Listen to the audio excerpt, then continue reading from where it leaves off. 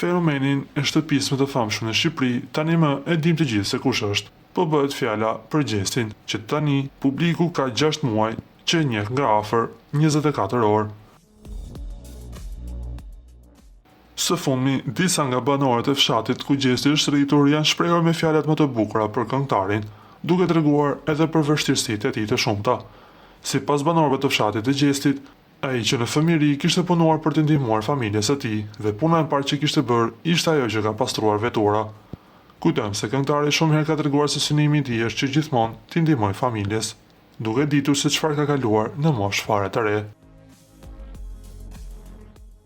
Nga ana tjetër, në rrjet po qarkullojnë fotot në vitin e largët 2012, ku Gjesti ishte në moshën e fëmijërisë. Fotot që po qarkullojnë i kanë bërë përshtypje shumë fansave, ku që në atë kohë ai ishte një djalë shumë fotogenik dhe i lindur për ekran.